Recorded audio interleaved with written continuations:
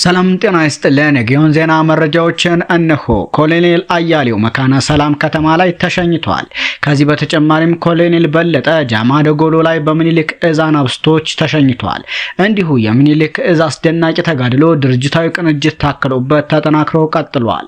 አልብርኮ ከተማና ዳዋ ጨፌን የምኒልክ እዝና ያሳምነው እዝ በጋራ ሲቆጣጠሩ፣ መካነ ሰላምና አካባቢውን ደግሞ የምኒልክ እዝና የቴዎድሮስ እዝ ተቆጣጥረውታል። በተጨማሪም የመቅደላ ወረዳ መቀመጫ ማሻ ከተማና ደብረ ዘይት ከተማ በፋኖ ቁጥጥር ስር ገብተዋል። አራተኛ ቀኑን በያዘው በዘመቻ አደም አሊ አባናደው ወደ መካነ ሰላም የተሻገረው የቴዎድሮስ እዝ 9ኛ ክፍለ ጦር አባይ ሸለቆ ብርጌድ ከምኒልክ እዝ ጋር በመተባበር መካነ ሰላም ከተማን ተቆጣጥሯል። የአማራ ፋኖ ብሔራዊ ኃይል ምስራቅ አማራ ቀጠና ምኒልክ እዝ እያደረገው ባለው ማርሽ ቀያሪ ዘመቻ ያገዛዙን ጦር ሽባ አድርጎ በርካታ ከተሞችን ተቆጣጥሯል። ከኮሎኔል እስከ ተራ ወታደር፣ ከወራል እስከ ፓትሮል፣ ከሞርተር እስከ ክላሽ ድረስ በመማረክ ልዩ ኦፕሬሽን እየፈጸመ ይገኛል።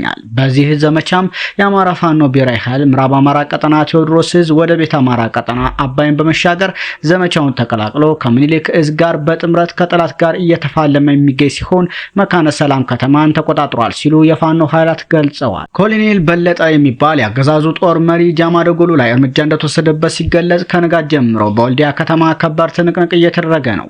ትናንት አገዛዙ ወልዲያ ላይ ትልቅ የስም ማጥፋት ድግስ ደግሶ ነበር የተባለ ሲሆን የከተማዋ ካድሬዎች ከክልሉ ጸጥታ ቢሮ በተሰጣቸው ቀጥተኛ ትዕዛዝ ከሐራ ወደ ወልዲያ ተመልሰው የመስቀል ደመራ በዓልን ከህዝቡ ጋር ተቀላቅለው እንዲያከብሩና ወልዲያ ሰላም ናት የሚል ፕሮፓጋንዳ እንዲሰሩ በታዘዙት መሰረት ወልዲያ ላይ ተገኝተው ነበር። ፋኖም ካድሬዎቹን ለመምታት በምንወስደው እርምጃ በዓሉን ለማክበር አደባባይ የወጡ የክርስትና እምነት ተከታይ ምዕመናን ይደናገጡብኛል በሚል ለምጣዷ ሲባል አይቷ ጥለፍ ስልት ተጠቅመው ውሏል።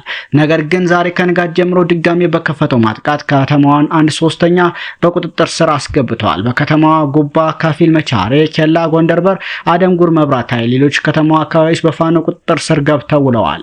ትናንት ከክልሉ ጸጥታ ቢሮ በተሰጣቸው ትዕዛዝ መሰረት ከሐራ ወደ ወልዲያ ተመልሰው የነበሩ ኃይላትም እጅ ከፈንጅ ተይዘዋል። ሌላው አገዛዙ በድሮን የራሱን ሰራዊት እንደመታ ምንጮች ገልጸዋል። ንጋት ጀምሮ ከ10 በላይ በወልዲያና አካባቢ ድሮን እንደተጣለ የገለጹት ምንጮች 3ቱን ሳንቃ ጤና ጣቢያ ላይ የጣለ ሲሆን 2ቱ ጤና ጣቢያ ሕክምና መስጫ ክፍሎች ላይ አርፎ ሕክምና ሲከታተሉ የነበሩ ንጹሃን ላይ አርፎ ቀላልና ከባድ ቁስለኛ ሲያደርጋቸው 4 ንጹሃን እንደተገደሉም ለማወቅ ተችሏል። ምንጮቹ አክለውም በርካታ ሌሎች የድሮን ጥቃቶች የተደረጉ ሲሆን ኢላማቸውን ያልጠበቁ ናቸውም ተብሏል።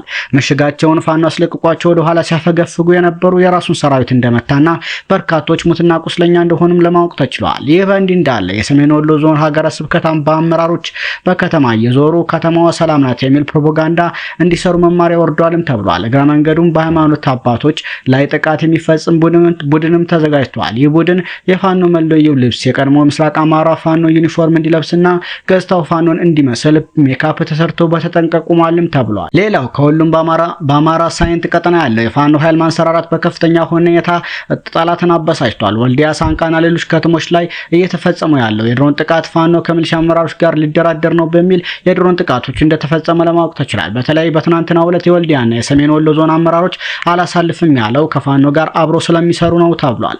የወልዲያ ከተማ አስተዳደር፣ የደሴ ከተማ አስተዳደር፣ የሰሜን ወሎ ዞንና የደቡብ ወሎ ዞን አመራሮች እንዲታሰሩ የእስር ማዘዣ እንደወጣም ለማረጋገጥ ተችሏል። የፋኖ ኃይሎችም ሆነ ህዝቡ ራሱን አስጠቂዎች ይጠብቅ፣ የሃይማኖት አባቶች ከተማውን ከሚዞሩ መከላከያውን ከቤተ ክርስቲያን ቅጥር ግቢ እንዲያስወጣ ይስሩም ተብሏል።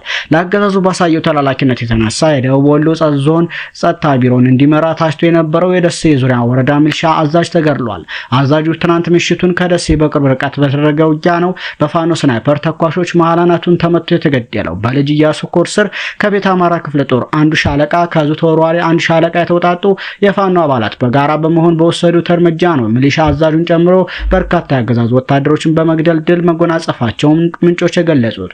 በውጊያው በ019 ቃሌ አስግዶ ቀበሌን ጨምሮ ከደሴ ከተማው በ3 ኪሎ ሜትር ርቀት ላይ የሚገኙ 020 ሞቴ ቀበሌ፣ 22 አያት ቀበሌ፣ 26 ጸዲ ገበያ ቀበሌ፣ 28 ቀበሌ፣ 27 ግልብጤ ቀበሌ፣ 29 እሁድት ቀበሌ፣ 30 አጥንት መስበሪያ ቀበሌና ቀይ ገደል ቀበሌ በፋኖ ቁጥጥር ስር መግባታቸውም ታውቋል። የፋኖ አባላቱ ከውጊያ ጎን ለጎን በቁጥጥር ባስገቧቸው አካባቢዎች የሲቪል መዋቅር እያዋቀሩም ነው። በተያያዘም የአፋባ ምዕራብ አማራ ሁመራ ቀጠና ቴዎድሮስ ዕዝ ጎጃም አገው ምድር ክፍለ ጦር የ10 አለቃ ኤፍሬም አጥናፉ ብርጌድ ለተከታታይ ቀናት ግምገማዎችን በማድረግ ሪፎርም ሰርቷል። የቴዎድሮስ ዕዝ ከፍተኛ አመራሮችና የጎጃም አገው ምድር ክፍለ ጦሮች አመራሮች በተገኙበት ለተከታታይ ቀናቶች ጥልቅ ግምገማ የተካሄዱ ሲሆን የብርጌዱን ወደፊት ያሻግራሉ የተባሉ አመራሮችንም መርጧል። በመጨረሻም በቴዎድሮስ ዕዝ ከፍተኛ አመራሮች ከሻምበል አመራር እስከ ብርጌድ አመራር ድረስ ላሉ ስልጠና የተሰጠ ሲሆን በቴዎድሮስ ዕዝ ከፍተኛ አመራሮችና በክፍለ ጦሩ አመራሮች ለብርጌዱ የቀጣይ ስራ አቅጣጫ ተሰጥቷል ሲል ፋኖ ይበልጣል እውነቱ ገልጿል። ሰሞነኛ መረጃዎች እነኝን ይመስሉ ነበር።